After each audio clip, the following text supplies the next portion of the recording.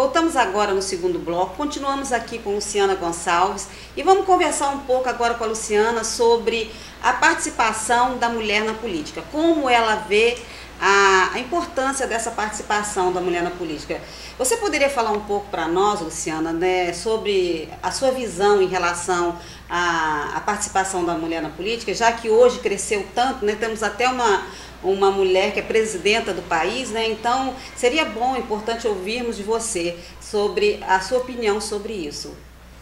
Olha só, Raquel, eu algum tempo atrás, eu sempre fui muito contra a política, só que nós dependemos da política para tudo. Então o que eu fiz há um tempo atrás? Eu me desafiliei do PMDB, eu não sou candidata a deputada a nada, minha visão é terminar, né, fazer esses 3 anos de mandato como presidente do bairro Jabaraí. E eu acho muito importante a presença da mulher na política, porque faz o diferencial. Porque uma vez que nós somos a maioria, nada mais justo do que estarmos também representando o poder para poder nos representarmos. Porque o que acontece? Às vezes, nós estamos passando por uma dificuldade que o homem não tem a visão. Então precisa de uma mulher no poder para poder direcionar essas coisas. Né? Como você tem visto, Luciana, assim, a administração da presidenta Dilma, né, como mulher, ela tem feito, assim, ela tem atendido às necessidades? Como você tem visto a questão da participação dela, do governo dela? Olha, Raquel, eu vou te falar uma coisa. Eu não votei nela, não sou contra o governo dela, mas eu acho um crime o que está acontecendo no Brasil se investir em Copa do Mundo, uma vez que a gente está cheio de gente morrendo nas filas de espera dos hospitais. Então eu fico até meio emocionada de falar isso, porque eu noto que o futebol é importante, porque inclusive eu tenho um time de futebol, eu tenho algumas crianças que eu treino eles aos sábados, aos domingos, né, na quadra da escola de Jabaraí. Então eu sei da importância, gente, para o nosso Brasil do futebol, mas agora colocar ele em primeiro lugar e as pessoas morrendo, e quanto ao nosso município, ele também, né, acaba sobrecarregando, também ficando com essa situação.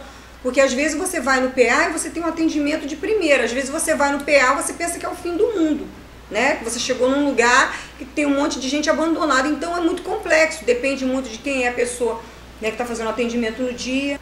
Luciana, você acabou tocando no assunto de saúde aqui. Como você vê a questão da saúde de Guarapari? Você poderia falar um pouquinho para nós sobre isso? Como sua visão em relação à questão da saúde de Guarapari, já que você também militou naquela situação do Hospital São Judas, né? E como você está vendo depois de um ano essa questão ainda? Olha, meu raio-x, meu humilde diagnóstico não é bom. Eu vou começar falando sobre as gestantes. As gestantes são levadas para outro município para ter seus bebês. Quando o neném nasce, a pessoa liga e fala assim: olha, eu tô aqui em Vila Velha, tem um carro que possa vir me buscar? Aí a gente vai procurar a secretaria. A secretaria não tem um transporte, ela tem um transporte para levar, mas nem sempre ela traz essa gestante e já com o bebê nos braços. Eu tenho uma tristeza porque o certo seria nossas crianças nascerem aqui para serem cidadãs guaraparienses, não de outros municípios. E eu noto assim, a falta de medicamento, a falta de cota de exames. Às vezes eu noto que os funcionários, eu tenho até pena dos funcionários, porque eu noto que eles ficam divididos. Às vezes, vamos supor, se eles têm 50 raios-x que eles têm que liberar. A gente sabe que um município com 110 mil habitantes, né, eu estou dando um exemplo porque eu não sei o quantitativo certo, mas aí como é que o funcionário vai decidir aquilo, entendeu? Quem está morrendo mais? Então isso me preocupa muito. Eu sei que a visão do prefeito Orly e da Aurelice é melhorar a saúde, só que a gente não precisa de visão, a gente precisa de resultados. Exatamente isso. Nós sabemos também que o CRM teve aqui em Guarapari e apresentou uma lista de várias irregularidades no UPA, né? E como você vê isso, Luciana? Porque depois de um ano nós ainda vemos tantas irregularidades na saúde. Você acredita que esse ano a saúde em Guarapari pode alavancar? Eu acredito que ela deve alavancar, mas como você vê essa situação? Olha, eu sou muito otimista. Eu posso estar caindo numa ribanceira, mas eu sou otimista. Então, na minha visão, Raquel, eu acho que é preciso, porque se ela não melhorar, eu vou contar para vocês um relato aqui que Até me perdoe as pessoas que eu vou envolver, mas é um fato que eu já estive no Ministério Público relatando. O CAPS para doentes mentais, não tem médico suficiente, não tem medicamento suficiente e tem um atendimento, uma clientela de 3.800 pessoas. Você imagina, às vezes, dessas 3.000 e pouca, se 100 pessoas ficam sem o medicamento. Tem medicamento, mas não tem todos os medicamentos e não tem aquela disponibilidade necessária. Agora foi criada uma lei dizendo que você não pode levar receita particular, você tem que levar ela do SUS. Poxa, muito legal. Mas se você não tem um médico para te dar a receita do SUS, como você vai lá? Então, essa lei, não é bem uma lei. Eu acho que foi uma determinação, uma portaria do Executivo, isso não é uma lei. Mas acredito que isso está criando uma grande polêmica, porque muitas pessoas vão em médicos particulares, né? Porque não podem esperar marcar uma consulta. E depois o médico particular dá uma consulta, ela não pode pegar, às vezes ela ganha um salário mínimo, mas não pode pegar o medicamento porque a consulta foi particular, né? Você acha justa essa portaria, essa determinação do Executivo? Eu acho ela muito sofrida, porque tem casos que eu mesmo presencio, que eu mesmo acompanho, de pessoas que precisam de R$120 para pagar uma consulta. Aí vem um vizinho dá R$10, um parente dá 30. Para finalizar, chega aquele valor para pagar a consulta. Aí vem com a receita na mão e o medicamento, e os exames.